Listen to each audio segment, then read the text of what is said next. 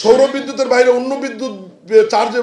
Recharge করতে গেলে তাদের যে জরিমানা হবে সেটাও আইনে আমাদের থাকবে। অটোমোবাইল শাখা থেকে তাদেরকে ফিটনেস সার্টিফিকেট নিতে হবে। আর ব্যাটারি চালিত যে ই রিক্সার কথা বললেন, ই রিক্সার ব্যাপারে আইন পাস হয়েছে। আমরা বিধিমালা তৈরির জন্য একটা মিটিং করেছি, আমরা বিধিমালা করছি যে ব্যাটারি চালিত ই রিক্সাগুলি আমাদের স্থানীয় সরকার মন্ত্রণালয়ের অধীনে সিটি কর্পোরেশন এবং পৌরসভার আওতায় আমরা রেজিস্ট্রেশনের আওতায় নিয়ে আনতেছি এবং সেখানে কিছু শর্ত দেওয়া হবে যে তারা যে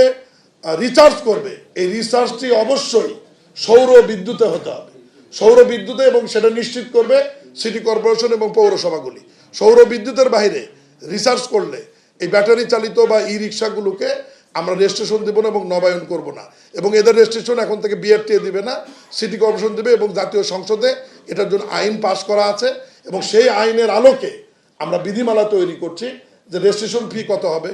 নবায়ন ফি কত হবে, এবং রেজিস্ট্রেশন এবং নবায়নের পূর্ব শর্ত আমরা দিয়েছি। সেটি হচ্ছে বুয়েট, সরকারি ইঞ্জিনিয়ারিং ইউনিভার্সিটি এবং জেলা পর্যায়ে আমাদের যে ডিপ্লোমা ইনস্টিটিউটগুলো আছে, আবারও বলছি সরকারি হতে হবে, এগুলো পলিটেকনিক্যাল ইনস্টিটিউট, সরকারি পলিটেকনিক্যাল ইনস্টিটিউটের আমাদের যে অটোমোবাইল শাখা আছে, অটোমোবাইল শাখা থেকে তাদেরকে ফিটনেস সার্টিফিকেট নিতে হবে এবং এই ফিটনেস সার্টিফিকেট দেওয়ার জন্য এই প্রতিষ্ঠানগুলো একটা ফি পাবে, এটাও আমরা নির্ধারণ করে দেব, এবং সেই ফির মাধ্যমে তারা ফিটনেস সার্টিফিকেটটা নিয়ে এসে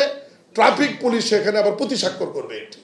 করে এটা সিটি কর্পোরেশন এবং পৌরসভাকে দিলে আমরা একটা ফি নির্ধারণ করে দেব। সেই ফিটি নিয়ে তারা তাদেরকে রেজিস্ট্রেশন প্রদান করবেন এবং 1 বছর শেষে গিয়ে আবার যখন নবায়ন নেবে,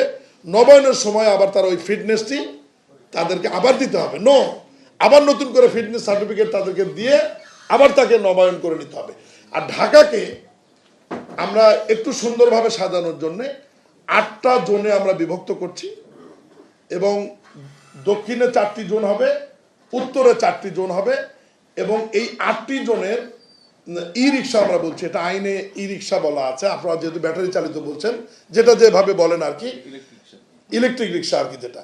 এই 8টি জোনে 8টি রং থাকবে, 8টি কালার থাকবে, এবং একটি জোনের ই রিক্সা বা ইলেকট্রিক রিক্সা আরেকটি জোনে যেতে না পারে, এই জন্য এটাকে আমরা না কালারও থাকবে, আর ওই যে